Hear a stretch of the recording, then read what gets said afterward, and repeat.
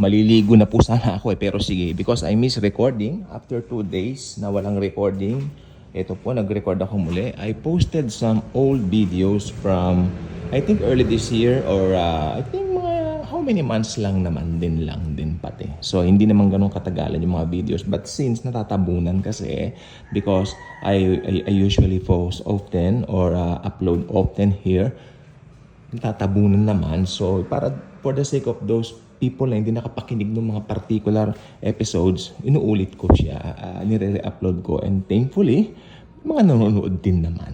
Okay? So, thank you, Jesus. So, right now, balik tayo sa main na usapin natin. Ito po ay ang grace. Grace means wala kang ginawa, pero pinigyan ka. Pinagkalooban ka. And sad to say, hindi mo makikita ang grace kung ganito ka makapangyarihan kung hindi ka marunong mag-rightly divide the scripture. Some of the popular personalities in Christianity dito sa Pilipinas, nakikita mo madalas sa FB, lumalabas, ganun, kung saan-saan na mga platforms. Marami po diyan, hindi naman nagra-rightly divide ng scripture, basta banat lang ng banat to get some views, maybe. We don't know their intentions, only the Lord knows, no? Pero ang mahalaga po kasi dito, ang problema, imbis na matuto yung iba, dahil napapanood sila, popular sila, ang nangyayari, nadogoyo pa sila, nadadaya pa. Di ba? So, nandito po ako with a pure intention at yung mga ibang grace preachers dito, Rene Rowland, no? And Bas Reichken, you really need to listen to their vlogs. Mga Americans po sila, pero wala kasi akong makita na talagang may purong puso sa biyaya so far. So, I recommend Bas Reichken lang at saka si Rene Rowland. Okay, silang dalawa lang talaga yung talagang diretso talaga doon sa tinatahak na daan ng grace. Diba? Yun, wala ko iba makitang iba pa So, syempre tayo, pangatlo tayo, no? Sa biyaya ng Lord, pangatlo po tayo.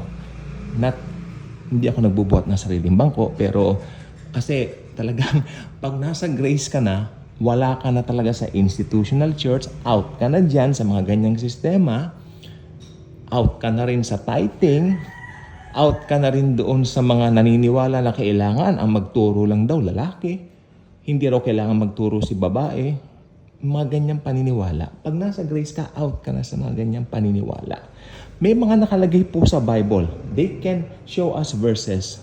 Parang lumalabas na tama sila. Pero may mga konteksto po ang mga ito. Mahabang upuan po ito, so hindi ko po maibibigay yung paliwanag sa inyo ng ganun-ganun lang po. Okay, pero I highly recommend Bas Reichken's YouTube channel. Doon lang kayo lalaya talaga pag nakapakinig kayo ng purong biyaya. At saka Rene Rowland. Babae po si Rene Rowland. Dati siyang Hollywood actress na siguro hindi naman pinalad sa Hollywood. Pero pinalad siyang preacher. O ano po, saan ka pa? China Phillips, Baldwin. Dati siyang kwan ng Wilson Phillips. Pero hindi siya gano'n nag-preach ng regarding Pero ang kanyang topic regarding salvation, check na check ako. Okay? So, ayun pong gusto ko sabihin. Pag nasa grace ka, ito ay hindi mo trinabaho.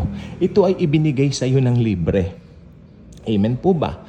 At under the new covenant, alam niyo po ba, hindi ka na sin conscious. Ito marami po, natatandaan ko yung matandang nakasama ko dati, nagalit sa akin. Sabi ko, wala naman ako sinabing sabi ko lang naman, hindi ka na dapat sin conscious. Bumibili kami ng dati, yung ang tawag doon, yung mga kakanin. O nandoon din pala siya, Kristiyano rin pala siya. O tapos nag-react siyang bigla. Sa sinabi ko, ay hindi. Kailangan conscious ka rin sa kasalanan mo. Kanya, ba talaga, nagtaas pa ng boses. Bumibili pa kami mga puto kutsinta, gano'n. Bakit po uncle Bakit po kailangan pa? Hindi ba, si Jesus na nga pa yung solution. Ikaw naman, kanya sa akin. Parang may point siya, pero mali. Pag ikaw nasa kalye ka, nasa highway daw ako, nagmamaneho ako. Sabi niya sa akin, hindi ba nagmamaneho ka? Kanya sa akin, opo, ako. O pag ikaw nagmamaneho ka, minamaneho mo yung van mo, kanya sa akin. Hindi ka ba magiging conscious doon sa paligid mo? Ha? Siyempre, magiging conscious po ako. O ganun din, dapat conscious ka rin sa paligid mo. Nandiyan ang diablo, kanya sa akin. Alam mo, hindi na po ako umibo. Mataas na ang boses ni tatay. Okay, tatay yung tawag namin Hindi na ako umibo. Okay, kako. Sige tayo, mauna na po ako. Ganon. Well, Ano ba yung point niya? Ibig bang sabihin daw kasi, kailangan daw tinitignan mo pa rin yung kasalanan mo. Babantayan mo pa rin daw yung kasalanan mo. Well, sa totoo lang po, mali po siya doon. Sapagkat si Jesus is very powerful para yung kasalanan natin ay i-deal niya ng minsanan. Na-deal niya ng minsanan. At saka pangalawa, kino-compare niya si Jesus sa sitwasyon natin mga tao dito sa lupa. Which is hindi po pwede. Which is hindi po dapat.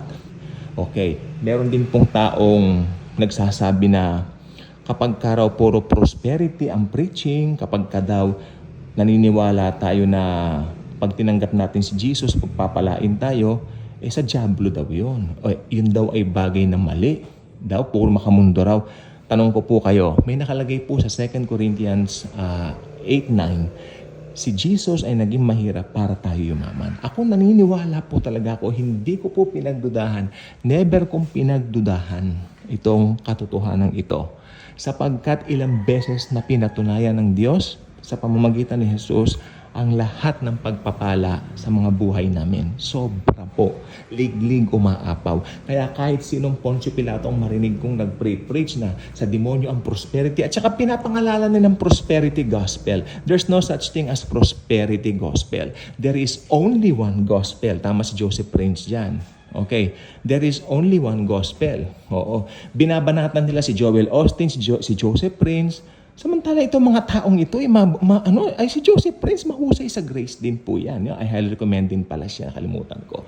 Joel Austin, gusto ko po siya. Joyce Meyer, nire-recommend ko po yan sa inyo.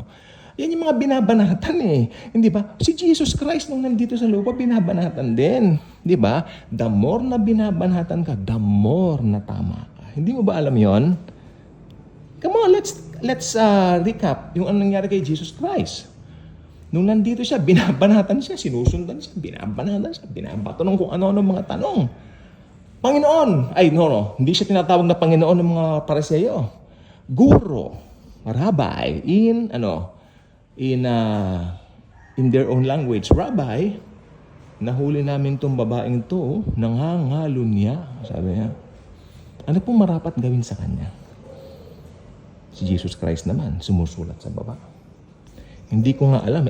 Sabi ko, Lord, ano ba yung sinusulat mo sa baba? I-reveal mo nga po sa akin. Sulat siya sa baba. Rabbi, Guro, ano ba? Ano bang gagawin namin sa kanya? Tumayo na si Jesus Christ. Siguro napikon na, masyadong makulit eh. Ito ang bato, sino man sa inyo ang walang kasalanan, siya ang unang pumukol sa kanya. Again, ang sabi ni Jesus Christ, who among you who is without sin, let him cast the first stone. Bagsak ang moral ng mga Pariseyo. Toinks. 360 degrees down. Toinks. Sabi ng Biblia, mula sa pinakamatanda tungo sa pinakabata, nagsilayasan sila. At ang natira lang si Jesus at yung babaeng inuusig. Sabi niya, babae, nasaan na yung mga umuusig sa'yo? Wala na po sila, Panginoon. Maski ako rin, hindi kita uusigin. Sige na. Humayo ka na, umuwi ka na. Sabi niya. Di ba? Humayo ka na, umuwi ka na, and don't sin anymore. Si Jesus Christ po, nasa kanya lahat ng karapatan na humatol, pero hindi siya humatol. Samantalang yung mga Pariseyo, walang karapatang humatol, pero sila ang hatol ng hatol. Kita niyo yung revelation dyan? Ganyan din po ang ginagawa ng mga pastor sa kasalukuyan ngayon na nasa institutional churches. Yung mga meron silang sariling, kaya last days na po ngayon. Sabi ng Galatia 5:1, maging malaya kayo. Tanungin mo ako, saan ako umatin na church? Wala. Ako ang church. Pero meron kaming gathering. Baka this week mag-gather kami sa ilalim ng puno. Di ba? May ilan ako Bible study. Sa ilalim ng puno, sa likod, may puno sa likod, o doon lang kami, ayun lang may merienda. Ayun na po ang gathering namin. Anong araw? Sunday ba? Wala naman pong binigay na araw eh. Wala kaming conscious araw. Jesus is our rest. You know what? Ano bang ibig sabihin ng Sabat? Rest. Jesus is our rest. So kahit anong araw pwede kaming mag-gather. Okay, yun lang po. Maliligo na po ako. Bilis naman kasi ng oras. Ayan. 4:04 in the afternoon. Okay. Bye-bye po. Thank you. Bye-bye.